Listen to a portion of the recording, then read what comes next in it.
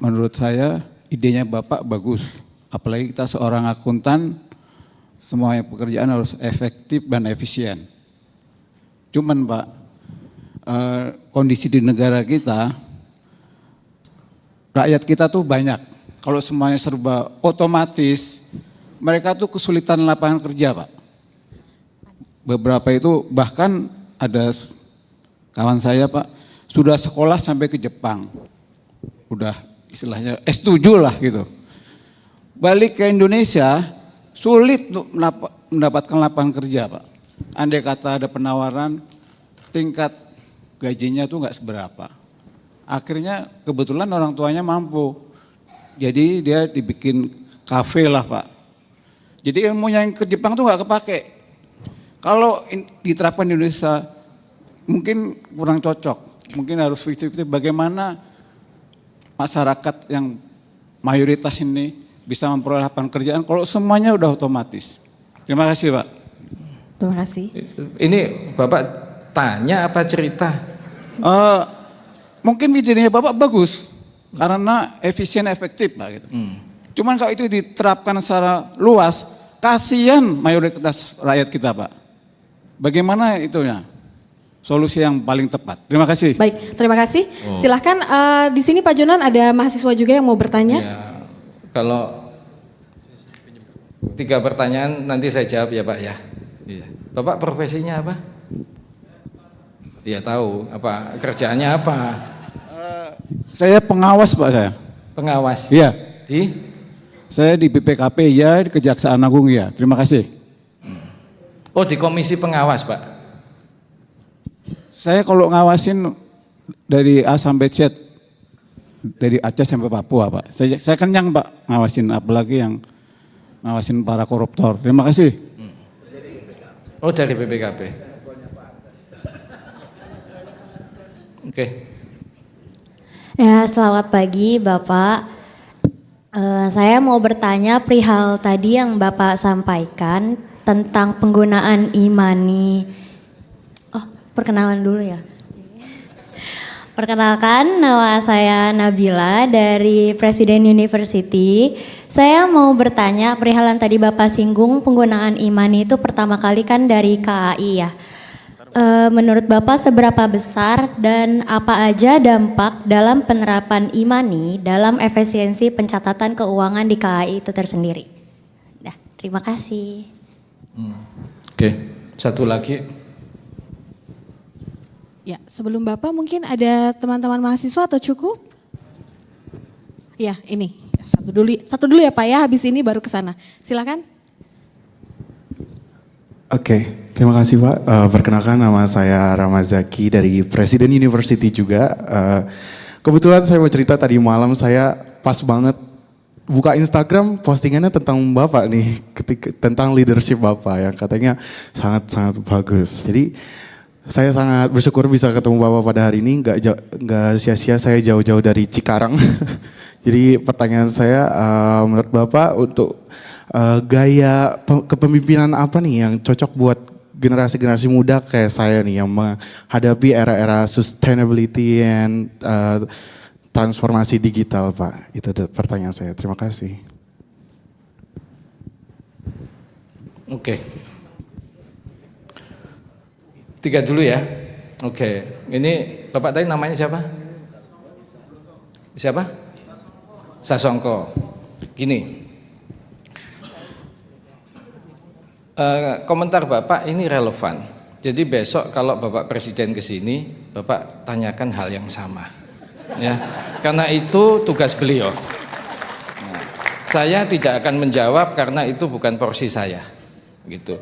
Yang saya selalu jelaskan bahwa saya selalu percaya yang bisa diganti pakai mesin itu tidak usah dikerjakan oleh manusia. India 1,4 miliar orang, salah satu digitalisasi terbesar India yang atau di dunia yang ada itu salah satunya adalah India. Ya, dan mereka push mati-matian soal digitalisasi. Tiongkok juga sama. Ya. Tiongkok itu 1,4 miliar orang, both countries. Ya, kalau Bapak bilang Indonesia banyak orang, ya mereka 4 kali lipat loh. ya, and both of them, ya, berdua ini they compete on the digitalization itu mati-matian lawan Barat, ya, lawan Amerika dan sebagainya. Kalau kita lihat sekarang microchips lah dan sebagainya, digitalisasi, dua negara ini luar biasa. Kalau dibanding kita jauh, Pak. Ya, kalau kita lihat Alipay itu coba binatang aja nggak pakai kalau di Cina. Ya. Nah itu buktinya bagaimana? Gitu. Nah ini makanya satu perspektif bahwa saya selalu percaya digitalisasi ini harus jalan. Mengenai employment, ya, it's not my job. Besok kalau Bapak Presiden datang, nah boleh ditanyakan, gitu. Menjawab ya, ya, makasih. Yang kedua tadi begini. Ini pertanyaannya yang kedua tadi bagus sih ya. Begini ya, kalau dengan menggunakan e-money itu jadi kalau kayak di kereta api ya, mereka sudah menerapkan SAP itu end to end. Jadi semua supply chain-nya, SAP-nya itu sudah diterapkan end to end. Jadi mulai tapping itu sudah dicatat pendapatannya berapa sampai all the way sampai nanti keretanya itu harus dirawat kapan, orangnya perlu berapa dan sebagainya. Ya, ini yang menurut saya penting sekali. Ya, jadi ya efisiensinya besar. Ini saya cerita ya. 2009 itu ya, pemerintah mengatakan ke saya bahwa targetnya kita bikin layanan kereta listrik Jabodetabek itu satu hari bisa 1 juta sampai 1,2 juta. Waktu saya dipanggil itu kira-kira cuma berapa? Cuma 400.000. Ya kalau banyak teman-teman engineer bilang wah ini harus bikin loop line lah dan sebagainya. Saya bilang kalau mau bikin loop line, mau jalur loop line mau berapa lama mau selesai dan sebagainya. Mau terus pengadaan lahannya dan sebagainya.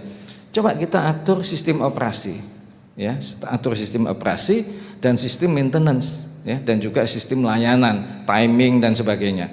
Ini nggak bisa kalau tidak pakai digitalisasi, nggak ada yang bisa, pasti tidak bisa. Saya cerita ya. Waktu saya ditugaskan kereta api awal, itu perjalanan kereta api satu hari itu 1.200, makanya berantakan. Oh nggak pakai digital sama sekali. Ya, semua manual, ya, ngatur perjalanan manual. Nanti orangnya mabok atau banyak masalah di rumah, masalah pasti ngaturnya. Akhirnya mulai diterapkan sistem digitalisasi, termasuk sistem digitalisasi pengaturan perjalanan kereta. Waktu saya pergi dari kereta api, perjalanan kereta api itu hampir 2.000. Hari ini hampir 3.000 loh. Ya, itu kalau nggak pakai mesin, nggak mungkin bisa. Tidak mungkin bisa. Nah memang yang relevan pertanyaan Pak Sasongko, ini kalau employmentship-nya bagaimana? Nah itu besok Pak. Ya gitu. Yang pakai jas yang jelasin Pak. Jawab ya.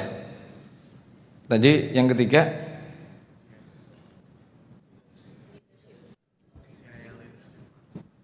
Gini. Ini soal sustainability kan, ya. Kalau saran saya ginilah, mulai dari diri sendiri. Kepemimpinan itu yang paling mudah itu harus mulai dari diri sendiri. Apalagi ini sesuatu hal yang baru. Jadi ngasih contohnya itu dari diri sendiri gitu. Jadi jangan ya nggak tahu ya teman-teman mestinya yang kelakuntan sih mau push tentang sustainability ya di dalam laporan dan sebagainya ya. We have to start from ourselves. Ya. Harus mulainya dari diri sendiri.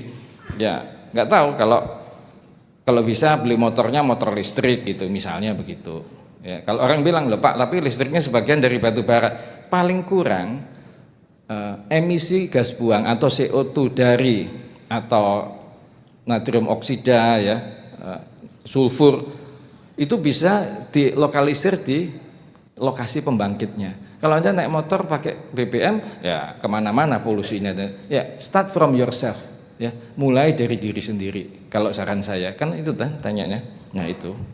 Ya, jadi mulainya dari diri sendiri gitu kalau mau mengenai sustainability. Misalnya lagi tidak makan sirip ikan hiu gitu. Kan ini soal lingkungan. Betul kan? Ya. Itu yang ditanya apa bukan? Ya. Terus apa lagi yang ditanya?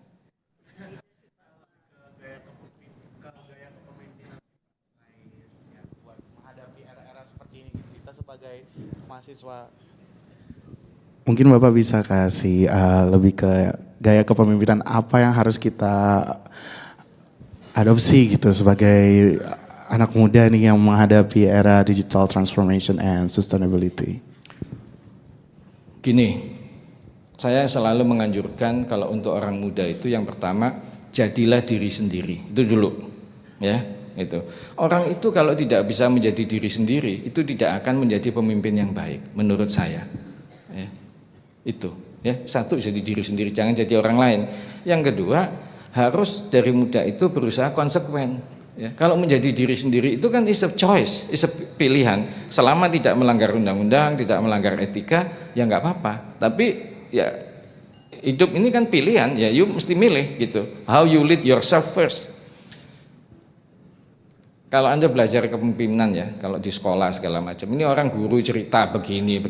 Kalau saya begini loh, mimpin itu Anda harus mimpin diri sendiri dulu, ya. Kalau ininya sudah waras, nah nanti mimpin orang lain, gitu. Kan nggak bisa, diri sendiri nggak bisa diatur, mengatur orang lain. Kira-kira gitu, betul kan? Sepakat kan? Nah, jadi diri sendiri aja, jadi diri sendiri. Anda kan juga nggak terlalu mau dengarkan orang tua sekarang kan, betul ya? Enggak ya, kan juga nggak bisa juga. Ya, coba tanya bapak di depan yang sudah punya anak dewasa atau bahkan punya cucu dan sebagainya, emang bisa ngatur anak? Nggak mungkin bisa. Suruh sekolah ini nggak mungkin mau kan? Nah, kan pasti bantah juga, nggak boleh begini, ditanya memang kenapa dan sebagainya. Jadi ini makanya saya bilang sekarang harus jadi diri sendiri, tidak bisa jadi orang lain. Ya, saran saya gitu. Dan jangan kebanyakan main gadget yang nggak ada gunanya, ya. Kalau bisa sih, ya. Kamu umur berapa udah pakai kacamata?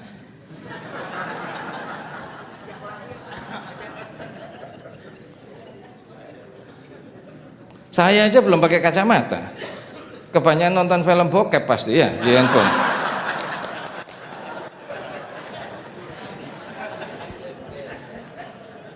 Kalau Pak Ketua DPN pakai kacamata, pantas lah, kan topinya udah putih ya. Gitu. Menjawab ya. Oke, next. Silakan.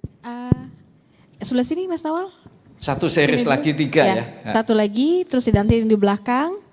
Ya. Oke, baik. Selamat pagi Bapak Ibu semua, Pak Ignatius. Perkenalkan saya Reza Fadli, saya juga merupakan anggota muda dari IAI Wilayah Jawa Barat. Saya saat ini merupakan mahasiswa akuntansi jurusan akuntansi di Universitas Pendidikan Indonesia. Nah, Bapak, mungkin saya ingin bertanya nih, apa hal yang paling berkesan bagi Bapak? Karena Bapak juga merupakan seorang akuntan dan juga yang saya tahu Bapak juga merupakan direktur di PT KAI. Nah, dari hal itu saya ingin bertanya, apa yang berkesan dari Bapak ketika akuntan juga ternyata bisa nih menjadi seorang direktur tanpa adanya latar belakang latar belakang akuntan gitu, bisa sukses untuk meraih kesuksesan seperti itu Bapak. Pertanyaannya apa?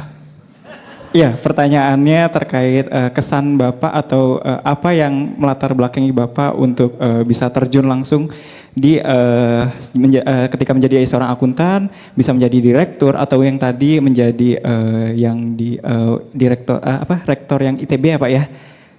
Ketua pemilihan rektor. Betul, ya. betul seperti itu Bapak. Oke, mungkin itu ya Bapak. Oke, terima kasih Mbak.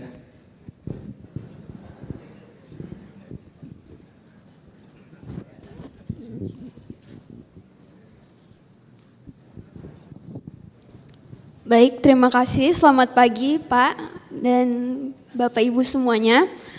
Saya Vivian dari Pradita University. Saya mau bertanya, menurut Bapak, bagaimana dengan peluang pekerjaan akuntan di Indonesia sekarang dengan adanya perkembangan AI yang semakin melejit? Terima kasih, Pak.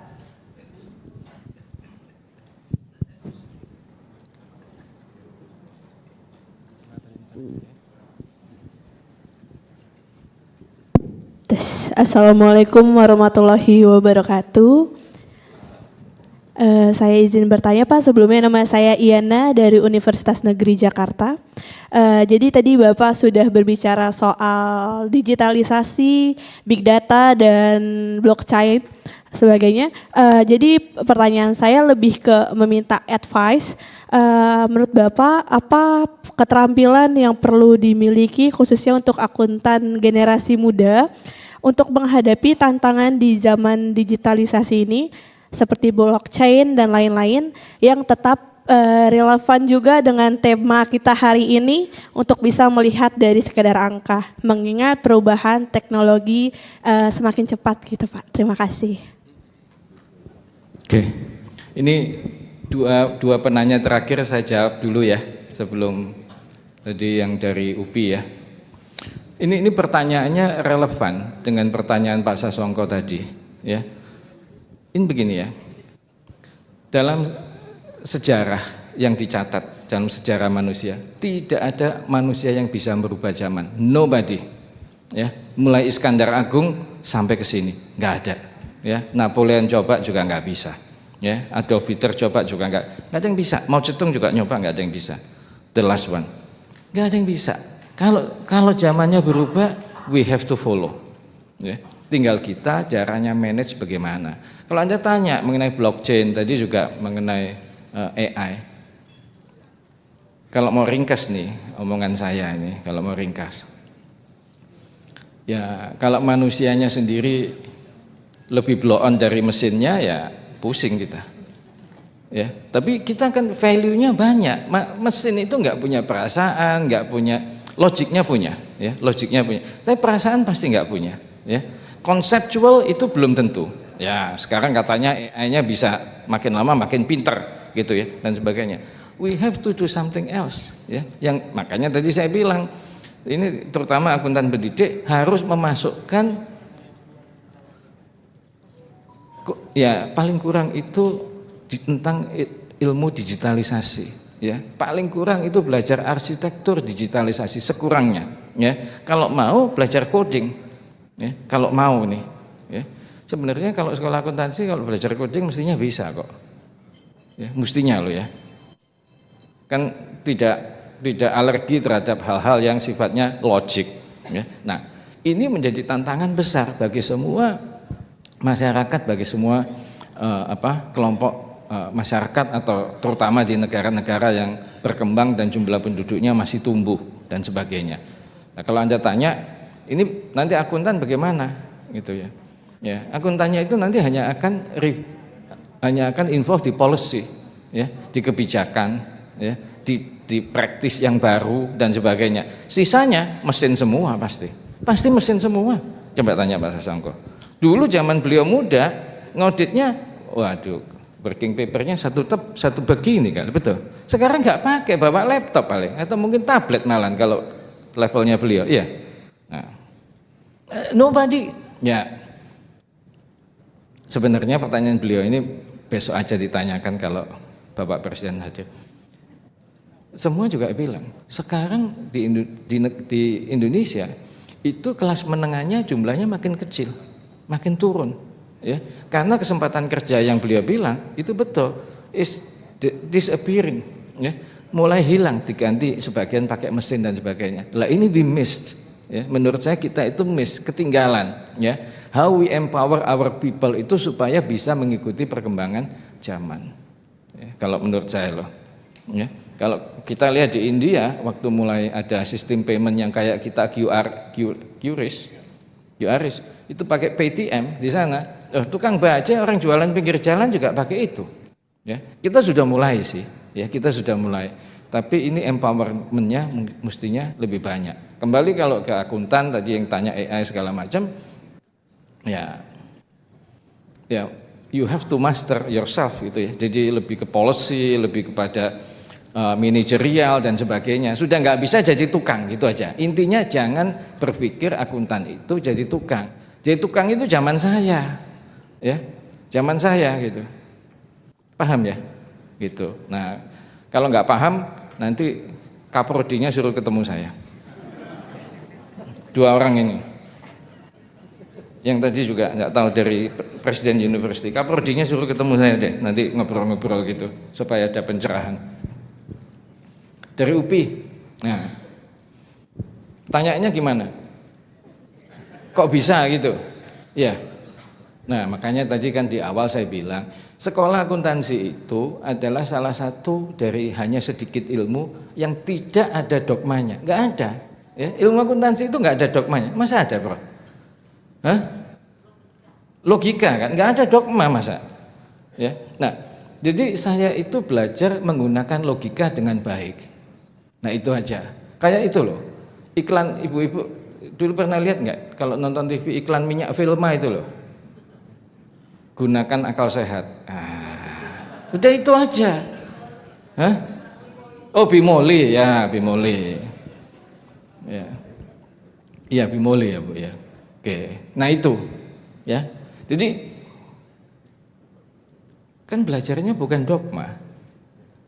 Ya, kalau belajar bukan dogma, ya pasti logika. Terus kalau enggak apa coba? Anda jurusan akuntansi? Iya. Saya ambil jurusan akuntansi itu karena saya malas belajar. Iya benar. Lah kan pakai logika aja. Itu. Nah, kalau Anda bilang, loh, kok ini bisa di kereta api ya, macam-macam di perhubungan mungkin 34 menteri perhubungan sampai hari ini mungkin yang 24 ya, 25. Mungkin yang akuntan cuma saya loh. Gitu. Ya, tapi ya ini harus menggunakan akal sehat, kan belajarnya logik.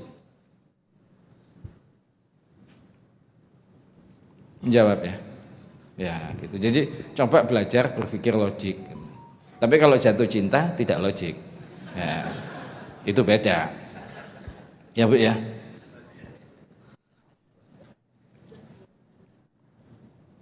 Waktunya habis nggak? Oke, 10 menit lagi, 1 round lagi coba. Oke. Oh ya, siap. Film. Ada. Lo filmnya kan bagus-bagus.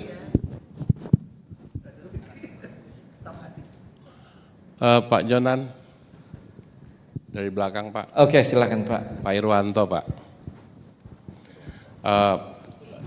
Kebanyakan di kita yang kecil itu hebat kelihatan, tapi yang besar kelihatannya depan mata segede apapun kita nggak lihat. Maksud saya begini. Itu ada peribahasanya kan Pak? Termasuk ya. Termasuk profesi akuntan juga. Sekarang mungkin 3/4 di sini nggak sadar kalau sudah ada namanya standar jasa investigasi. Jadi nanti akuntan itu tidak lagi memberikan pendapat, opini segala macam, tapi sudah bisa menyatakan Anda ada indikasi fraud apa tidak. Terus sampai ke tahap itu sekarang. Cuman banyak adik-adik di sini mungkin tidak tahu.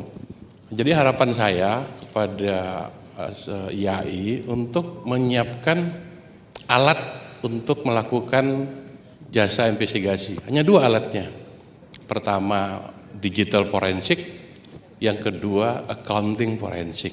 Yang sampai hari ini tidak pernah diajarkan bagaimana cara melakukan accounting forensik. Karena kalau 2 alat itu dilakukan, maka jasa ini akan membumi di Republik ini. Jadi kita sudah punya itu Pak. Jadi 6 tahun kita siapkan dengan segala macam perjuangan yang akhirnya standar itu sudah keluar. Bahkan yang sudah melakukan pendidikan sampai hari ini sudah 327 orang. Baik Pak, mohon dibantu Pak pertanyaan yang sesungguhnya. Iya. Boleh dibantu? Justru pertanyaan ini sama seperti saya mengagumi Pak Jonan dari dulu. Hal yang kecil itu paling gampang untuk diangkat, tapi hal-hal yang besar kelihatannya justru hilang di pandangan kita. Makasih Pak Jonan. Ini nggak memerlukan jawaban kok, ini sharing aja. Ya. Next. Makasih Pak, ngingetin itu audit forensik dengan digital. Terima kasih sebelumnya Pak. Perkenalkan saya Anggi Melinda dari Universitas Negeri Jakarta. Mungkin saya izin bertanya mengenai sustainability juga. Topik ini kan sekarang lagi racing banget ya tentang sustainability. Tapi untuk saya sendiri, saya baca ada beberapa informasi mengenai sustainability ini di mana perusahaan-perusahaan itu malah menggunakan embel-embel sustainability ini untuk kepentingan image perusahaan. Jadinya jatuhnya kayak greenwashing gitu Pak. Misalnya kayak embel-embel ramah lingkungan, biodegradable dan lain sebagainya. Nah mungkin tadi Bapak sempat menyebutkan kayak sustainability itu penting ya. Dan mungkin saya salah atau kurang update, tapi setahu saya untuk sustainability reporting sendiri itu standarnya masih belum ini ya Pak, belum terlalu tetap gitu. Nah, dan di situ juga masih banyak digunain oleh perusahaan untuk kayak greenwashing tadi itu. Mungkin menurut Bapak nih, selain sustainability reporting, apakah sustainability audit juga penting untuk menemani ini sebagai pasangannya Pak? Mungkin seperti itu pertanyaannya, terima kasih. One more, nanti saya jawab. Satu lagi.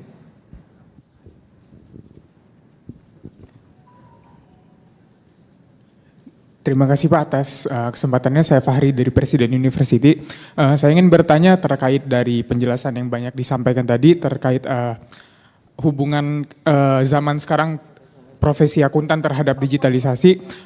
Saya ingin bertanya, ketika era digitalisasi itu datang, nge-face kita sebagai akuntan, apakah nanti itu bakalan ada adaptasi dari standar kurikulum kita dari segi perkuliahan, kayak misal dari di semester 1 kita belum mendapatkan pelajaran coding di perkuliahan. Mungkin nanti apakah ada perubahan kurikulum langsung dari pemerintah terhadap perintah untuk kita dari semester 1 jurusan akuntansi untuk ada pelajaran coding atau pelajaran apapun itu yang terkait dengan adaptasi kita di digitalisasi. Mungkin itu Pak, pertanyaannya apa mungkin ada perubahan kurikulum terhadap kita mahasiswa akuntansi Pak? Terima kasih. Iya, ini pertanyaan Anda sama dengan penanya tadi yang pertama, bahwa mengenai audit forensik dan juga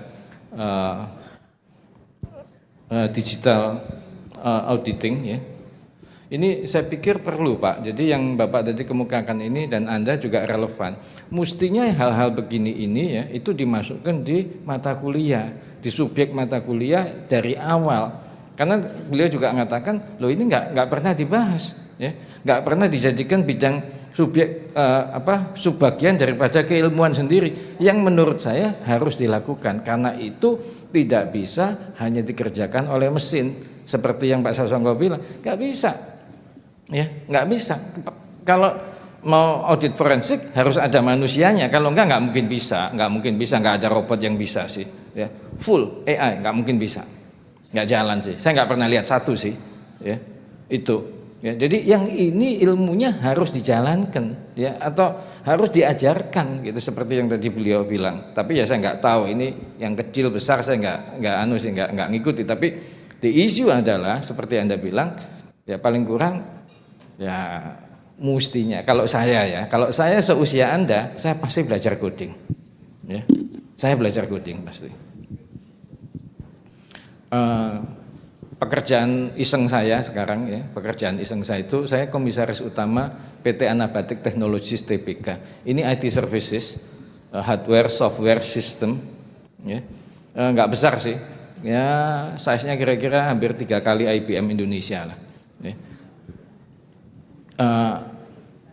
Saya ngerti sih, ya, arsitektur IT segala macam, ngerti sih, ya. Termasuk kayak misalnya hacking sistem, cyber risk segala macam, paham. Saya belajar dari mana? Saya belajar sendiri karena dulu nggak diajarin. Nah, sama seperti beliau tadi bilang yang mengenai audit forensik, ya, terus IT based audit dan juga digital forensik audit dan sebagainya. Ini mesti diajarkan, sudah mulai diajarkan dan trennya sudah geser, ya, trennya sudah geser. Kan sekarang kalau dosen ngajar itu yang bikin T-chart, bikin apa segala macam, ini kan dipelajarin sendiri, ya. Dia di kelas cuma ngajar yang hal-hal yang prinsip aja menurut saya loh, ya. Saya udah nggak pernah sekolah sih, Dulu jarang masuk, sekarang nggak pernah sekolah lah, ini agak beda gitu. Mungkin menjawab ya. Kalau saya jadi Anda, saya sekolah hal lain. Saya masuk sekolah, kalau bisa masuk teknologi informatika. Sekolah juga nggak apa-apa kan? Boleh kan? Ya, gitu. Mumpung belum pakai kacamata. Nah, gitu. Belum itu. Masih muda pakai kacamata. Salah lihat itu. Anda tadi ya yang tanya sustainability. Apa yang Anda katakan itu betul. Menurut saya sangat betul. Ya. Sekarang itu sustainability report sebagai bagian daripada laporan tahunan, apalagi yang TBK. Menurut saya ini standarnya ya kalau Prof Linda tadi bilang sedang dibuat gitu ya. Jadi yang sinyalemen yang Anda duga itu betul. Kalau menurut saya juga, ya menurut saya juga.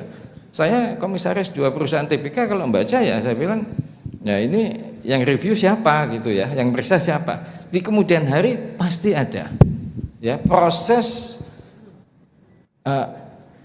assurance ya, proses assurance untuk meyakinkan bahwa yang dibuat itu betul. Ya kalau Anda tanya saya sekarang, Pak sekarang bagaimana? Ya sekarang mungkin beginilah, ya form over substance lah gitu. Ya. Nah ini kan mau dibuat substance over form, kira-kira begitu. Tapi kalau dibuat itu, mesti runding itu pasti. Dengan capital markets, dengan regulator, dengan OJK dan sebagainya. Kita ini sukanya berunding, ya gitu. Nggak suka berbuat tapi suka berunding. Ya Pak Sasongko ya, benar kan? Nah yang dirundingkan ini hal yang tidak penting lagi. Nah ini juga pusing gitu. Ini tapi sinyalemen Anda betul. Sinyalemen Anda sangat betul. Tapi ya kalau coba ya nanti lihat ya. Annual report sama sustainability report global companies ya.